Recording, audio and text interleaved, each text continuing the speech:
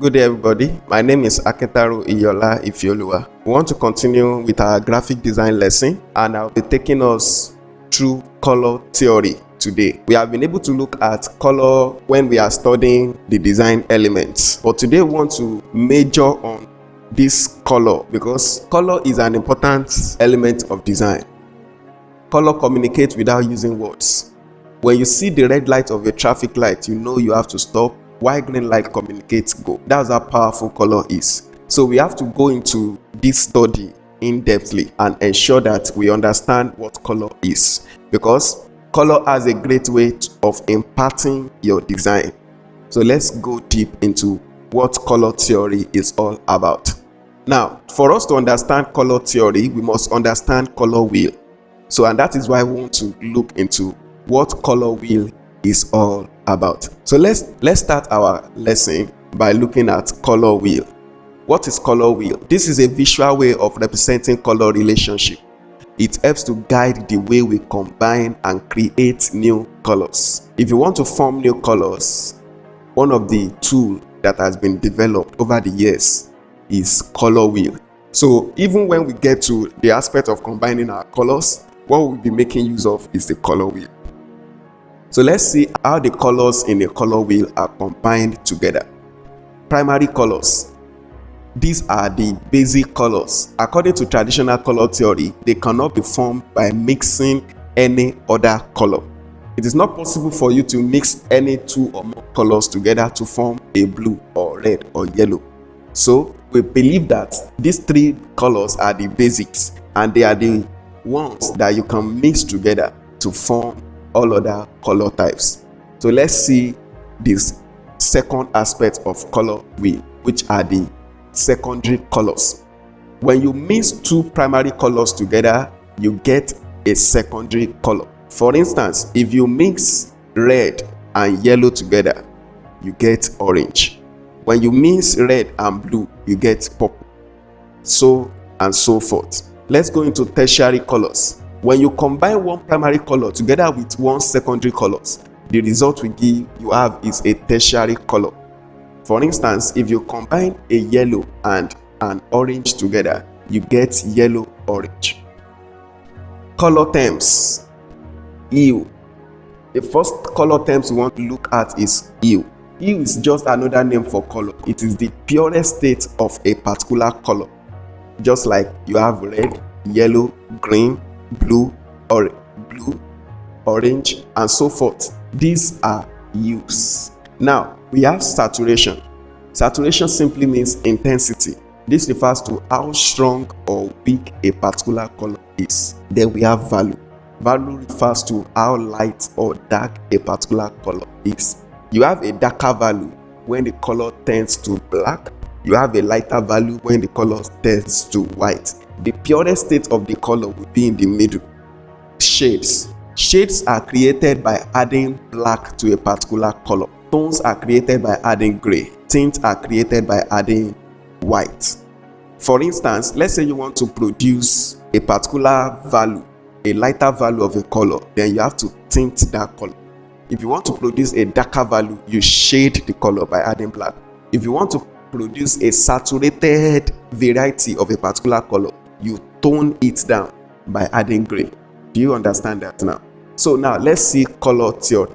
Now that we have been able to understand the color terms that we have, let's see color theory, because those color terms are what we have, and the color wheel we have learned. We are going to be combining these two things together to learn more about how we combine color in an harmonious way.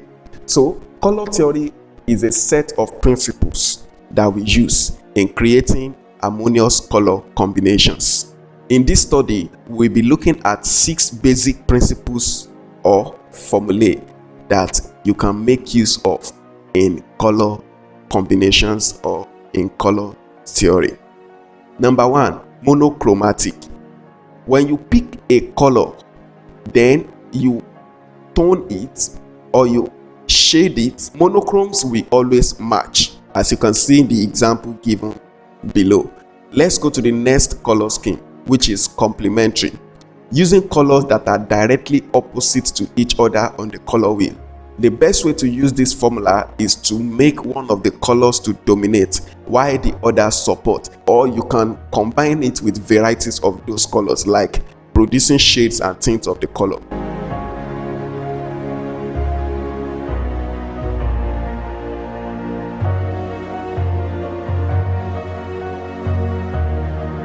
The next color scheme that we'll be looking at is analogous, using colors next to each other on the color wheel. When you are making use of colors that are next to each other on the color wheel, that is analogous color scheme. You can be creative with it by using tones, tints, and shades. Analogous color schemes are often found in nature and are harmonious and pleasing to the eye. They usually match well and create serene and comfortable designs. That's one thing about analogous color schemes. And as you can see in the example given in this study, split complementary. This involves using colors on either side of the complement. It uses the two colors adjacent to the complement of a base color. You have a particular base color, then you now make use of two adjacent color that is two colors that are adjacent to the complement of that color. So they have a high degree of contrast but are not as extreme as complementary that I've talked about before, which results in great harmony. You can see the example in the next slides.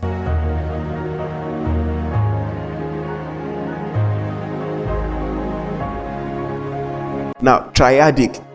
This uses three colors that are evenly spaced, forming an equilateral triangle. Split complementary will form isosceles triangle, but a triadic will form equilateral triangle. Triadic color harmony is considered by some to be the best color scheme, and in most web design works, this is the color scheme that is mostly used. You could use one color for a background and the two remaining for content and the highlighted areas. Let's see examples of triadic, as you can see here. So triadic give you more opportunity to make use of more than two colors, three colors, and even create different varieties with ease. Tetradic, this is another color scheme. This forms a rectangle on the color wheel using two complementary color pairs, a rectangle. This formula works best if you let one color dominate, as you have seen below, and the other support. This is an example of a tetradic color scheme forming a rectangle. So you are making use of two complementary color pairs and you are combining them together.